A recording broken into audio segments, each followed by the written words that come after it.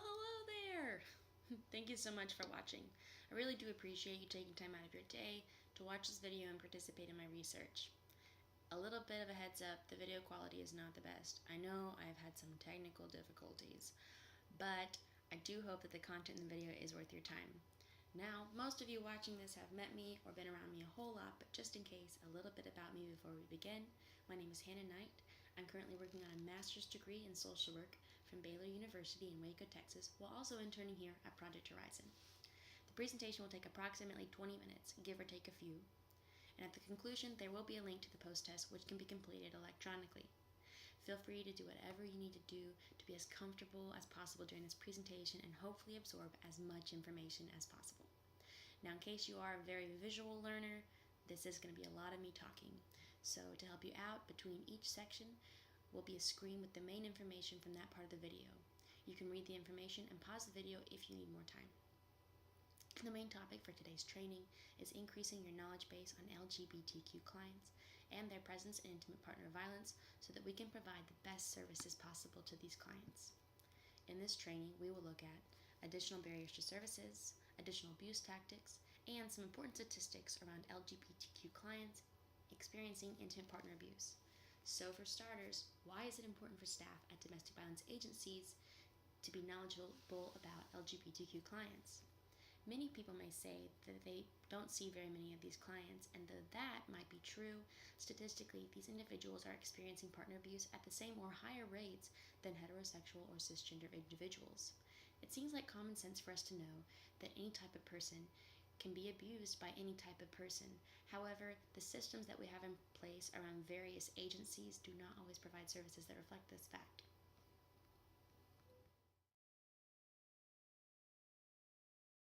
So, let's start with the basics. What does LGBTQ stand for? The acronym stands for lesbian, gay, bisexual, transgender, and queer. There are other, more inclusive acronyms that cover more people, but for the purpose of this study and this training, LGBTQ, lesbian, gay, bisexual, transgender, and queer will suffice.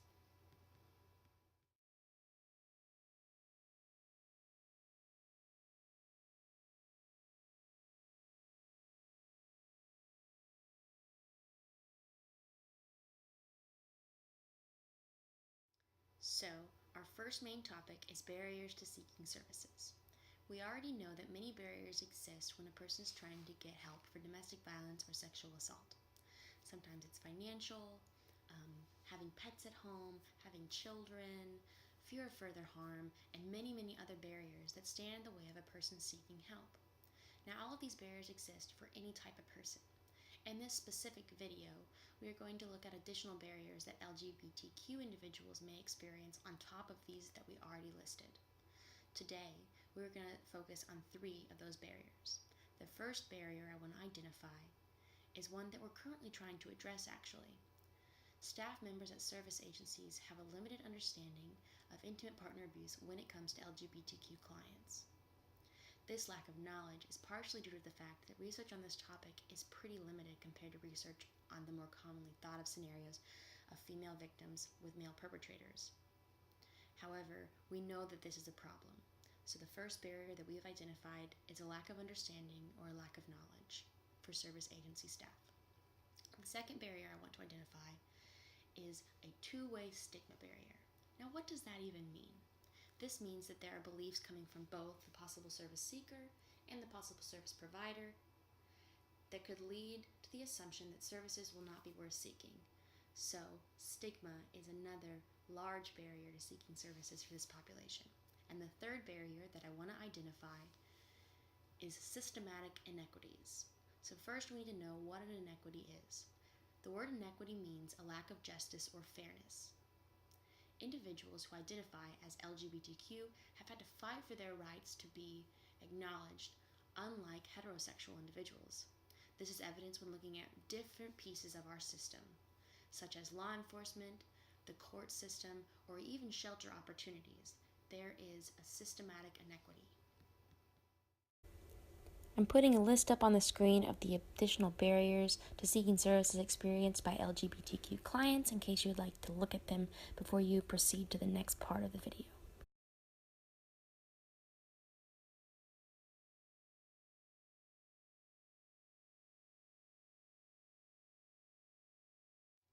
Next, we're going to identify some additional abuse tactics. While staff at domestic violence agencies should already be aware of signs and tactics of partner abuse, there are some additional abuse tactics that can be present with LGBTQ clients. Today, we're going to focus on 4 of those. The first is isolation from specific community groups. Now, we know that isolation is an identified abuse tactic for any type of person. In this situation, we're talking about support communities specific to the LGBTQ individuals. This means things such as support groups or community groups that have to do with their LGBTQ status. And a tactic for an abuser is to isolate them from those LGBTQ communities.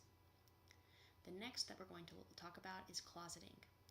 Closeting means forcing the other person to hide that they are a lesbian, gay, bisexual, or transgender person when they don't want to keep that a secret. The person could have all sorts of reasons to do this, however, it isn't an identified tactic that is specific to LGBTQ individuals. Similarly to closeting is the threat or act of outing a person. This would be threatening or actually disclosing your partner's LGBTQ status to someone or to anyone to whom they did not want to share that information with. Now, the last of the 4 that we're going to speak about is withholding specific medical treatment from transgender individuals. Again, we know that withholding medical treatment is an abuse tactic that we've already heard of. One form of this would be withholding hormone treatments. This can be used as a manipulation tool. For example, if the perpetrator was to take their partner's hormone medication and say, if you don't do XYZ, whatever that may be, then I won't give these back to you. This is a form of withholding medical treatment that is specific to transgender individuals, and it does make them uniquely vulnerable for abuse.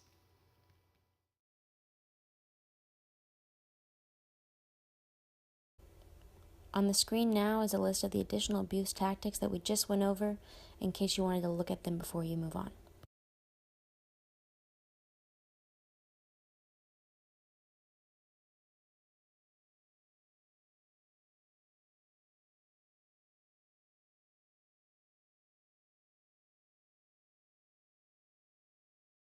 Now, the final major topic that we're going to cover in this video are some statistics around LGBTQ individuals and intimate partner and sexual violence. Now, the statistics around intimate partner abuse and sexual violence and LGBTQ individuals shows how incredible the need for equitable services for these individuals is. According to the Center for Disease Control and Prevention, sexual minority individuals experience sexual assault at equal or higher rates than non-sexual minority individuals. I'm going to share some study results with you and numbers to show you this need. For starters, we're going to look at cyber abuse and transgender individuals. When looking at cyber abuse, sexual minority individuals are 11% more likely to experience cyber abuse than non-sexual minority individuals. Now, if we look specifically at transgender individuals, they are 30% more likely to experience cyber abuse. Cyber abuse is 30% more likely to be experienced by transgender individuals than cisgender individuals. That is quite a large increase.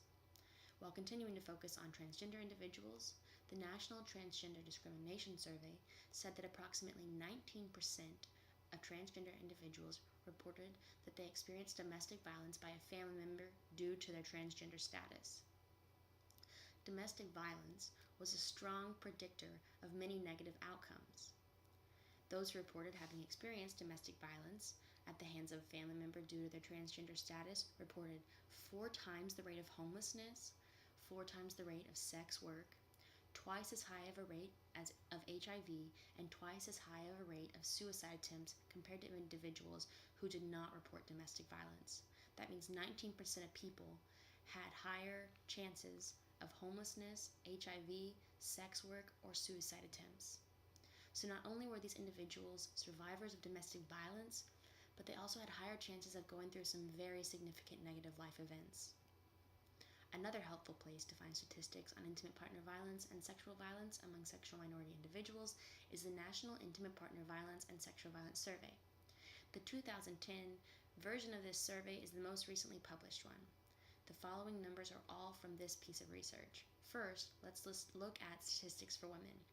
Women were asked if they had ever experienced rape, physical violence, and or stalking in their lifetime. So these numbers mean that the person could have been just stalked or just raped or just physically abused or any combination of the three.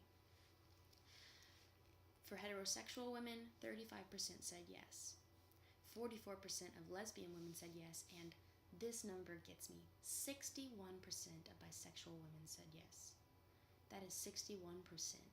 This means that out of every 10 lesbians that reported on the survey, 4 to 5 of them experienced one of those three things. And 6 out of every 10 bisexual women experience one of these. That is an exceptionally high percentage to me. So they asked the same question about physical violence, rape, and or stalking in your lifetime to men. 29% of heterosexual men said yes, 26% of gay men, and 37% of bisexual men said yes. It is interesting to note here that gay men actually had a lower rate than heterosexual men. So now I know I threw a lot of numbers out to you there, and I will put them up on the screen following this portion, but I do hope it strengthened the point that educated service providers for individuals who are LGBTQ and also experiencing intimate partner abuse or sexual violence is a need.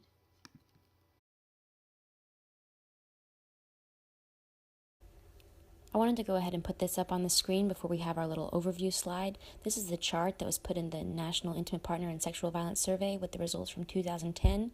It measures the lifetime prevalence of rape, physical violence, and or stalking by an intimate partner. For those of you who are visual, I wanted you to be able to look at it all together.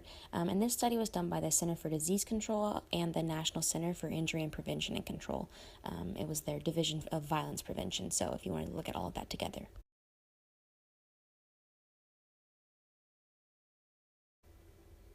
On the screen now is a list of the statistics that we went over in the video. I just wanted to go ahead and put these up in addition to the chart that I showed you in case you wanted to be able to visually see all of the other numbers that I spoke about.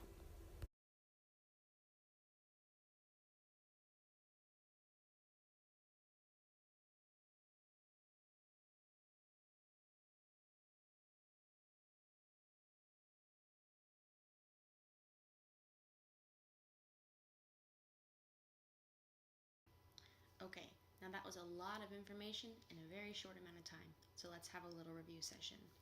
First, we learned what the letters in the acronym LGBTQ stand for: lesbian, gay, bisexual, transgender, and queer. We then started with our three main topics, the first of which was additional barriers to seeking services for these clients. We identified three main barriers. The first was lack of understanding and lack of knowledge from service agency staff. The second was the two-way stigma barrier, and the third was inequities within base systems such as the legal system or available shelter options. We followed additional barriers to services with additional abuse tactics, where we identified 4 additional abuse tactics that can be used with LGBTQ clients. The first was isolation from specific communities. The second was closeting. The third was the threat or act of outing, and the fourth was withholding specific medical treatment for transgender individuals. We ended the training by talking about some important statistics to show the prevalence of intimate partner abuse among LGBTQ individuals and how there is an obvious need for educated service providers.